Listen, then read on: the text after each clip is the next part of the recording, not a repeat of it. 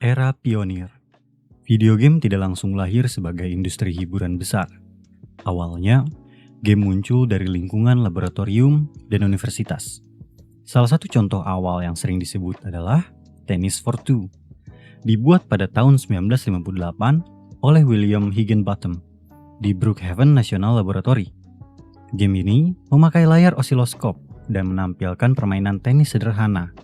Secara visual, tampilannya masih sangat basic. Tapi secara konsep, ini penting karena pemain bisa mengontrol sesuatu yang tampil di layar. Lalu pada tahun 1962, muncul Space War di MIT. Game ini berjalan di komputer PDP-1 dan dimainkan oleh 2 orang. Pemain mengendalikan pesawat luar angkasa, saling menyerang, dan harus memperhatikan gravitasi bintang di tengah layar. Pada masa ini, game belum dibuat untuk dijual. Komputer masih mahal, besar, dan hanya tersedia di tempat tertentu. Jadi, game lebih dianggap sebagai eksperimen teknologi. Era arcade gaming. Setelah muncul di laboratorium, video game mulai masuk ke ruang publik lewat mesin arcade. Titik penting era ini adalah Pong, yang dirilis oleh Atari pada tahun 1972. Gameplaynya sangat sederhana. 2 pemain menggerakkan pedal untuk memantulkan bola. Tapi justru karena sederhana, Pong mudah dipahami banyak orang. Di era arcade, model bisnisnya sangat jelas. Pemain memasukkan koin, lalu bisa bermain beberapa ronde. Dari sini, video game mulai berubah dari eksperimen teknologi menjadi bisnis hiburan. Setelah Pong, muncul game-game besar seperti Space Invaders, Pac-Man, Donkey Kong, dan Galaga. Game-game ini memperkenalkan elemen yang masih dipakai sampai sekarang, seperti skor tinggi, nyawa terbatas, level yang semakin sulit, dan karakter yang mudah dikenal. Arcade juga membuat game menjadi aktivitas sosial. Orang datang bukan hanya untuk main, tetapi juga menonton, menunggu giliran, dan mengejar high score. Krisis video game. Setelah arcade dan konsol rumahan populer, industri game tumbuh sangat cepat. Tapi pertumbuhan yang terlalu cepat akhirnya menimbulkan masalah. Pada 1983, pasar video game di Amerika mengalami crash besar. Pendapatan industri game rumahan yang sempat berada di sekitaran 3,2 miliar dolar AS turun menjadi sekitar 100 juta dolar AS. Itu berarti penurunannya hampir 97%. Penyebabnya bukan hanya satu game. Masalah utamanya adalah pasar terlalu penuh. Terlalu banyak konsol, terlalu banyak game, dan banyak diantaranya punya kualitas yang rendah. Contohnya, game E.T. The Extraterrestrial untuk Atari 2600 sering dijadikan simbol krisis ini. Game tersebut dibuat dalam waktu singkat dan mendapat respons buruk. Tapi, E.T. lebih tepat disebut sebagai contoh dari masalah yang lebih besar. Industri terlalu mengejar penjualan tanpa menjaga kualitas. Krisis ini membuat banyak perusahaan rugi, toko mulai kehilangan minat menjual game, dan konsumen tidak lagi percaya pada produk video game. Console War pertama. Setelah krisis, industri game mulai bangkit kembali. Salah satu perusahaan yang paling berpengaruh adalah Nintendo. Pada 1985, Nintendo merilis Nintendo Entertainment System atau NES di Amerika Serikat. NES membantu mengembalikan kepercayaan pasar terhadap konsol rumahan. Strategi Nintendo cukup berbeda. Mereka tidak hanya menjual konsol, tetapi juga mengontrol game yang boleh masuk ke platform mereka. Ini penting, karena industri baru saja mengalami crash akibat terlalu banyak game berkualitas rendah.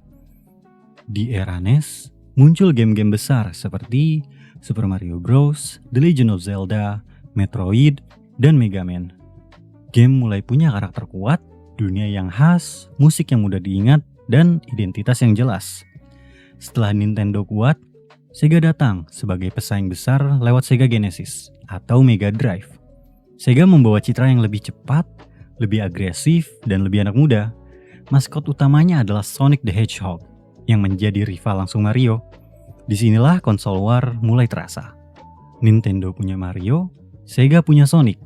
Nintendo dikenal dengan lebih family friendly, sedangkan Sega terlihat lebih berani dan cepat. Revolusi 3D. Pada pertengahan 1990-an, video game berubah besar karena masuk ke era grafis 3D. Salah satu konsol paling penting di era ini adalah PlayStation, yang dirilis di Jepang pada tahun 1994. PlayStation sangat berpengaruh karena memakai CD, mendukung grafis 3D, dan mempunyai banyak game populer. Pada 2004, PlayStation dan PS1 tercatat menembus lebih dari 100 juta unit pengiriman global. Sebelum era ini, banyak game masih berbasis 2D. Pemain biasanya bergerak dari kiri ke kanan, atas ke bawah, atau dalam ruangan yang terbatas. Setelah PlayStation dan Nintendo 64 muncul, pemain mulai bisa menjelajahi dunia 3 dimensi. Game seperti Final Fantasy VII, Resident Evil, Tekken 3, Metal Gear Solid, Crash Bandicoot, dan Tomb Raider menjadi contoh kuat dari era ini. Dari Nintendo, ada Super Mario 64 dan The Legend of Zelda Ocarina of Time. Perubahannya bukan hanya grafis, tetapi cara bermain juga berubah. Kamera, sudut pandang, cutscene, cerita panjang, dan eksplorasi mulai menjadi bagian penting dari pengalaman bermain. Era Flash Game. Sebelum mobile game sebesar sekarang, ada era yang sangat dekat dengan anak-anak sekolah dan anak warnet, yaitu Flash Game. Flash Game populer karena bisa dimainkan langsung lewat browser. Pemain tidak perlu konsol, tidak perlu CD, dan tidak perlu instalasi besar. Cukup buka situs game, pilih permainan, lalu langsung main. Situs seperti Newgrounds, Miniclip, Armor Games, Games.co.id menjadi tempat populer untuk memainkan games gratis. Jenis gamesnya sangat beragam, mulai dari stickman, puzzle, racing, tower defense, fighting sederhana, sampai game-game absurd yang memang dibuat untuk hiburan cepat. Bagi developer kecil, Flash membuka peluang besar. Mereka bisa membuat game sederhana, mengunggahnya ke internet, lalu langsung dimainkan banyak orang. Ini membuat banyak ide kreatif muncul tanpa harus lewat studio besar. Era multiplayer online game. Ketika internet berkembang, video game berubah lagi. Pemain tidak lagi hanya melawan komputer atau teman di sekolah. Sekarang, mereka bisa bermain dengan orang lain dari kota lain, bahkan negara lain. Era multiplayer online ditandai oleh game seperti Counter-Strike, World of Warcraft, Ragnarok Online, Dota, Point Blank, dan Audition Online. Perubahannya sangatlah besar. Game menjadi ruang sosial. Pemain bisa punya guild, clan, party, rank, server, dan komunitas. Game tidak lagi selesai ketika tamat, karena terus hidup lewat update, kompetisi, dan interaksi antara pemain. Di Indonesia, era ini sangat kuat karena budaya warnet. Warnet bukan hanya tempat browsing, tetapi menjadi pusat mabar, latihan tim, turnamen kecil, dan komunitas game. Di warnet, pemain bisa main Counter-Strike secara LAN, war clan di Point Blank, grinding di Ragnarok Online, atau bermain Dota bersama teman satu meja. Pengalaman ini membentuk budaya gaming Indonesia sebelum mobile game mendominasi. Era Steam, Digital Store, dan Indie Boom. Sebelum distribusi digital populer, game biasanya dijual dalam bentuk fisik seperti cartridge, CD, atau DVD. Cara ini membuat distribusi game mahal dan sulit ditembus developer kecil.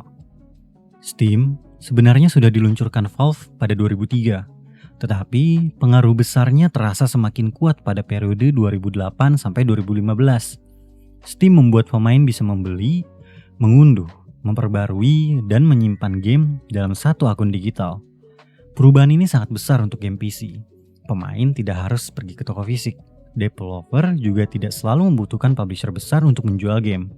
Dari sini, game indie mulai mendapatkan ruang lebih besar.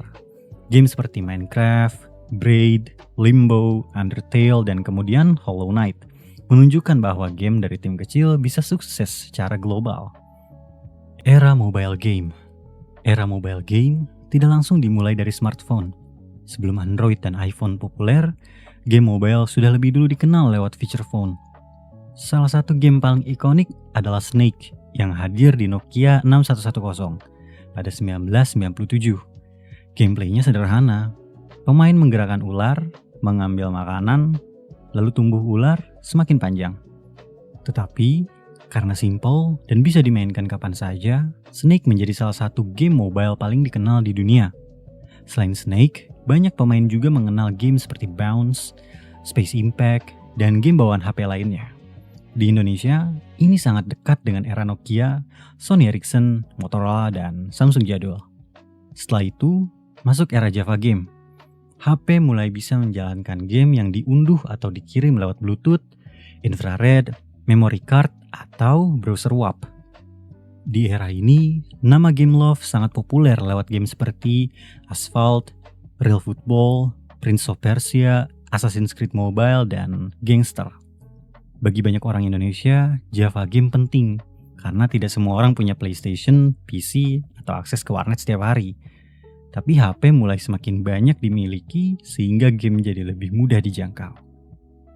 Perubahan besar berikutnya terjadi pada 2008 saat App Store hadir dengan 500 aplikasi pada peluncuran awalnya.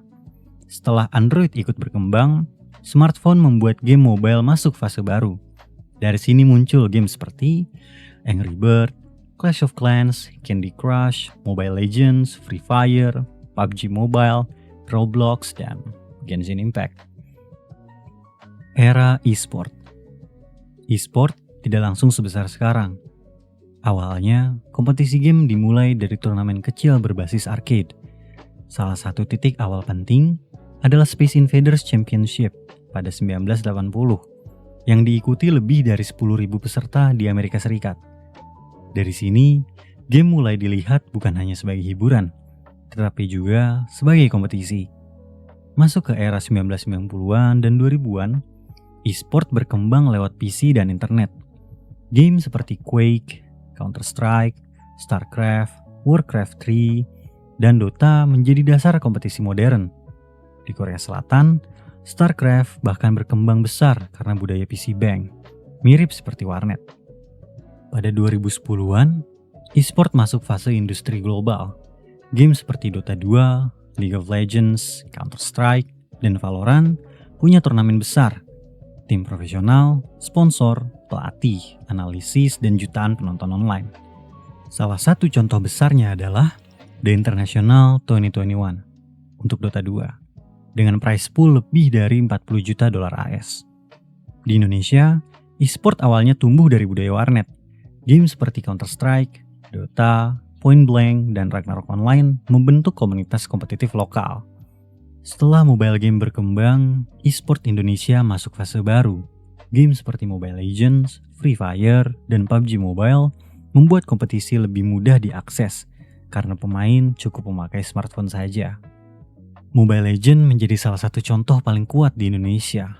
Dengan adanya liga profesional seperti MPL Indonesia, tim-tim besar, fanbase aktif, dan turnamen internasional lainnya, bahkan M7 World Championship Mobile Legends digelar di Jakarta pada Januari 2026 dengan prize pool 1 juta dolar AS dan peak viewers sekitar 5,68 juta penonton.